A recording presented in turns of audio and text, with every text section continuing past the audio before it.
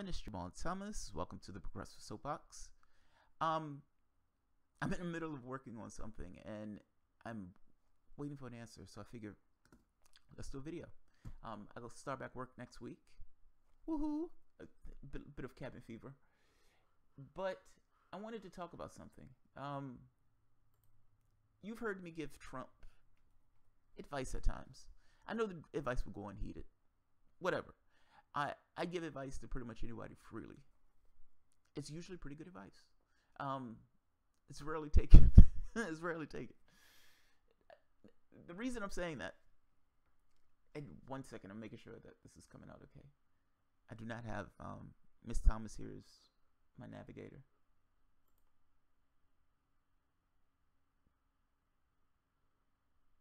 Come on.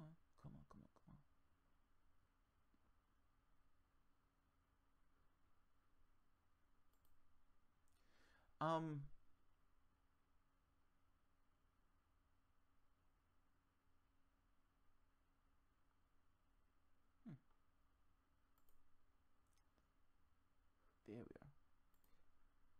Yeah, I don't have Miss Thomas as my navigator to check on it, so it's just me.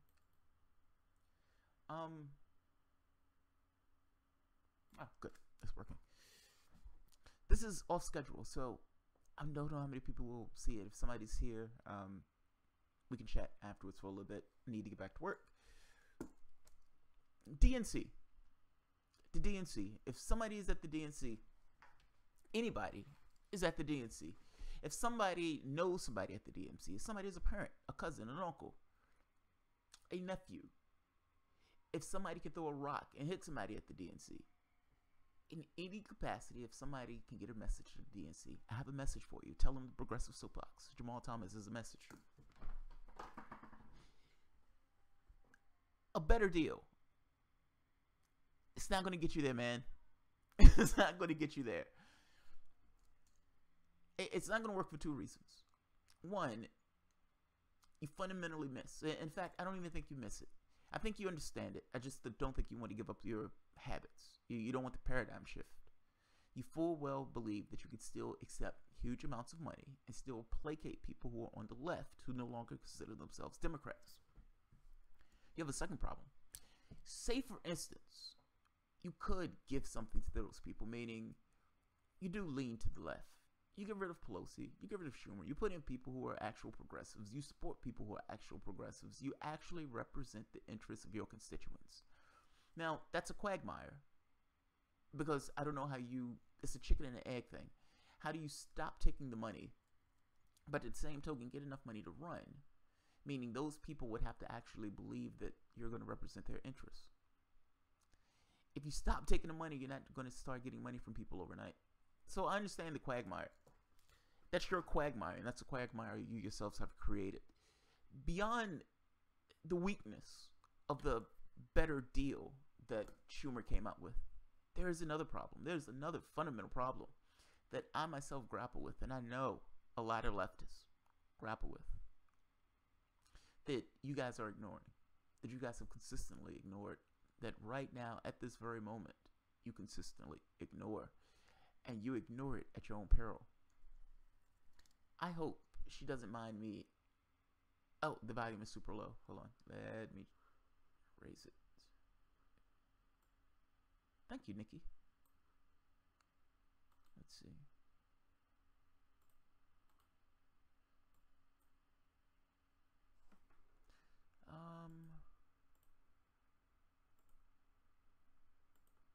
Ooh, you are absolutely right. It dropped my volume. Thank you, Nikki. Good looking out. I agree, Rob. I agree. It's utter trash. I agree. It's not a better deal at all. It's a deal. Understand the quagmire they're in. And this is a slight detour, but I do want to explain the quagmire they're in. You have leftists. You have 15 million people who left their party. It's probably more than that by now. You have a large contingent of people who no longer identify the Democratic Party as representing their interests, so much so as they don't even consider themselves Democrats, and they have a hard time even considering voting for a Democrat. That's a sea change. That's an immense sea change. I know for me, that's been one of those things where people say, I haven't left the party left me. That's where I am. The party has completely left me, or the very least my eyes have been open into it. The Obama presidency did it for me. You have all these people on the left who want a better country. The poets, the malcontents, the people who can actually see a better world, who've actually been around the world and seen other countries and seen how those countries function in a more fair and honest way. And yet you have those people in direct contrast, in direct opposition to the people you have on the other end, who are stuffing money in your G-strings and is sending you out to parrot things that you yourselves do not actually represent.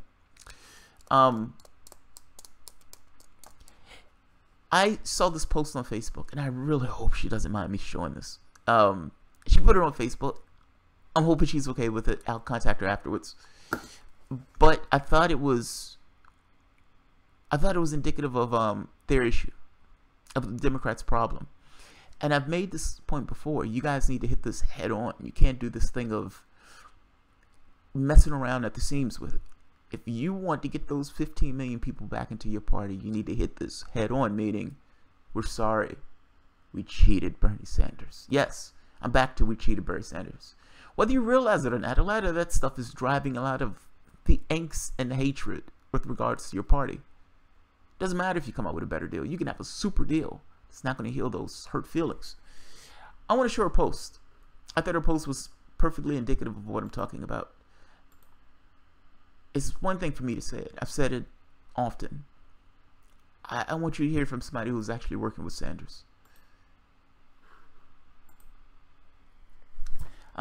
This is Joan.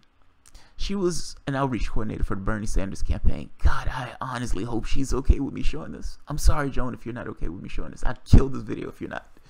I'm going to read this. I thought it was telling. I thought it was perfect. Let's see. As many of you know, I worked extremely hard on the Sanders campaign. It was the experience of a lifetime to see so many people with good hearts come together and put their know-how and energy to work. We built a community, the likes of which I've never imagined. And the people who worked alongside me have inspired me more than I could say. But there's a flip side to the experience. And that was watching an unfair primary process unfold and go uncriticized by those in the media and the establishment in general. No matter how much energy and effort we put in, we were being cheated. And even after the WikiLeaks came out, a lot of people in the media had the nerve to say to our faces that it wasn't an unfair process. Or just, that's how the sausage is made. And that's how these things work. They were talking so casually and condescendingly about the crushed dreams and wasted efforts of millions of activists and many people who had never participated in politics before. I recall the story of one of our communities who got out of the hospital bed where she was suffering with lung cancer and went canvassing for Bernie Sanders right before a primary interstate. But the truth is her efforts were being thwarted by the DNC and the Hillary Clinton campaign.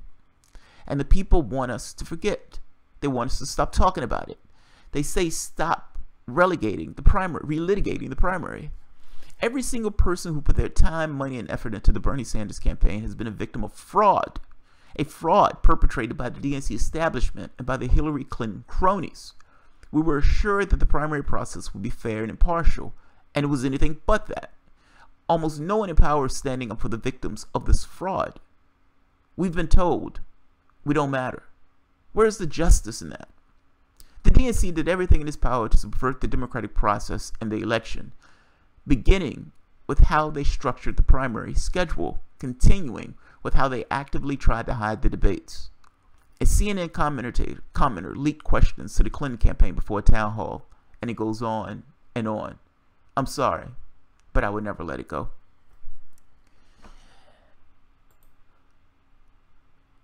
That's earnest. That's earnest. That's honest. That's how I feel. You hear me say sometimes that nothing matters. The only thing that matters is, for the most part, the thing that you yourself determine that matters. This idea of what matters can be somewhat subjective.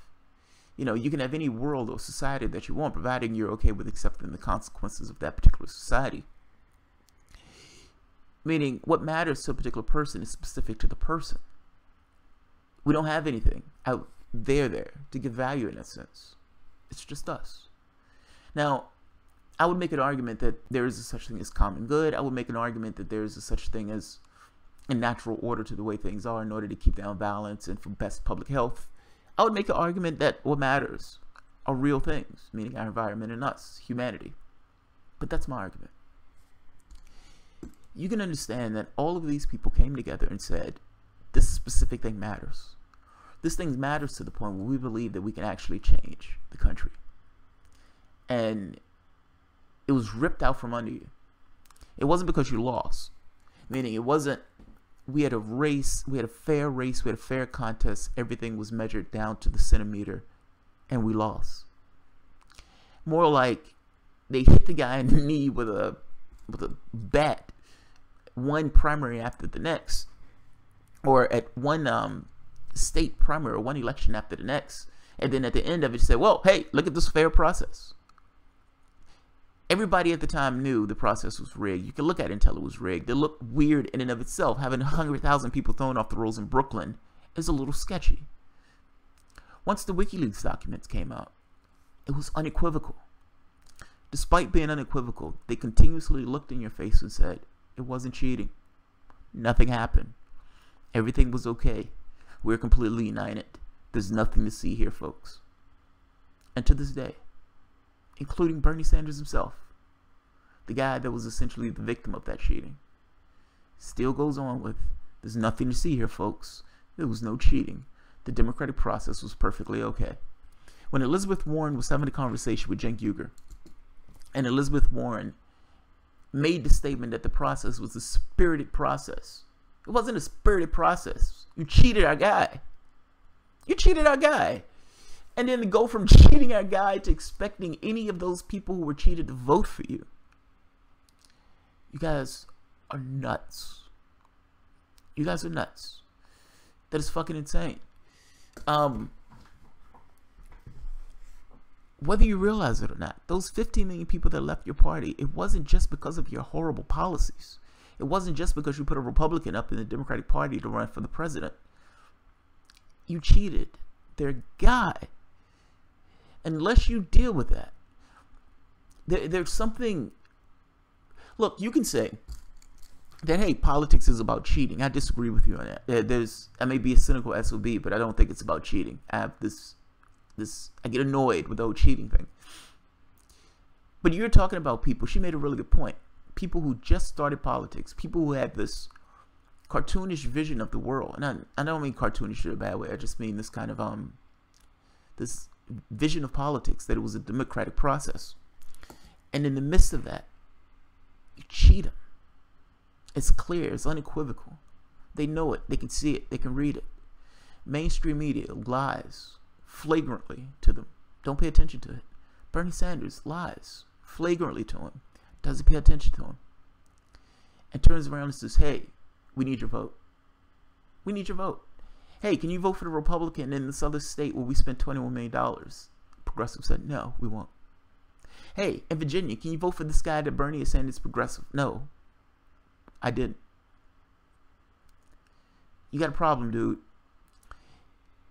You're not considered the party of the working class. You're not considered a party of progressives. You're only considered a party of a very specific slice of the public.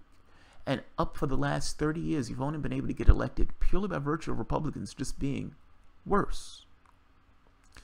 You've so narrowed the distinction between yourself and Republicans that identity has become the main driving issue. And this country is not as far along as you like to believe in regards to multiculturalism. And so you lose. You're going to continue to lose. You won't get progressives' vote until you hit that head on. Nail it head on. Yes, we cheated you. We're sorry we cheated you. We shouldn't have cheated you. We're going to implement policies in place to prevent that cheating. They're not going to take my advice.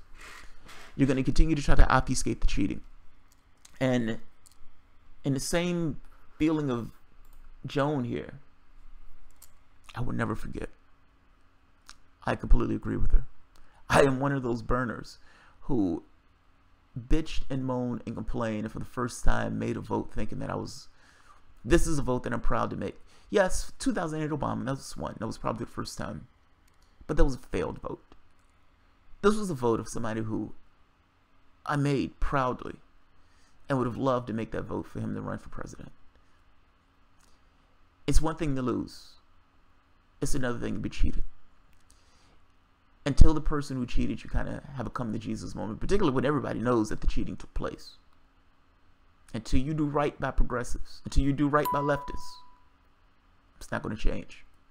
So, you're not going to get a vote until you do right by her. You're not going to get my vote until you're honest. So, that's my advice. Stop with the lying, stop with the obfuscation, hit it head on. Until you hit it head on, nothing changes. You will continue to lose. That's my advice. It would not be heated, but that's my advice. Alright guys, I will leave it. Oh wow, people are there.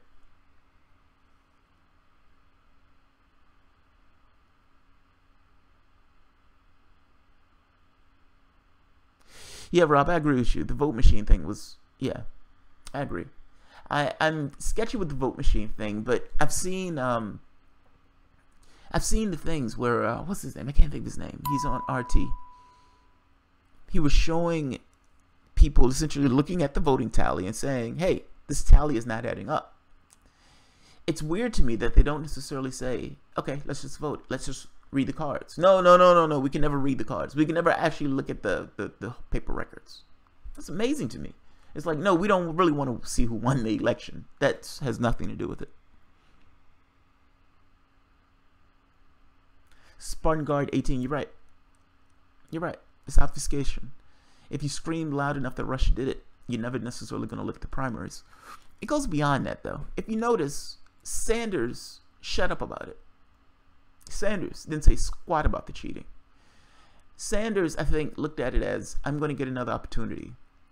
Or bite at the apple, and that I don't necessarily want to be ostracized from the party itself. I think that's where it went. That's why I joke saying company man. He didn't necessarily want to break that, whatever that thing is, up.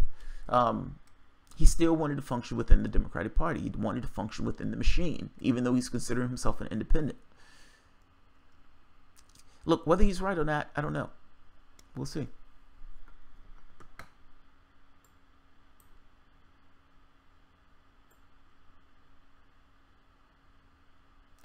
Cheryl Vick, I feel the same way she does. Agreed. Me too. Me too. Until they deal with that, nothing changes. That's the truth of it. This one isn't going to be long. This was just a check-in. I'm trying to get a gentleman. He's a political scientist. Oftentimes you see him in economic circles. His name is Joseph Firestone. I'm trying to get him on the show for tomorrow. And so when that's confirmed, I'll give a heads up saying that he'll be on for Wednesday. I'm going to try to do the thing on Wednesday nights continuously. Essentially Wednesday night he's not going to be on until 7. He's going to be on early, usually at 8 o'clock, but he's going to be on at 7:30. But yeah, I'm trying to make that somewhat of a standard show. And I'm even thinking about doing a standard show for Patreon itself, or for just Patreon users to hang out. My wife and I are nailing that one down. But I'll leave it at that. Alright guys, thank you.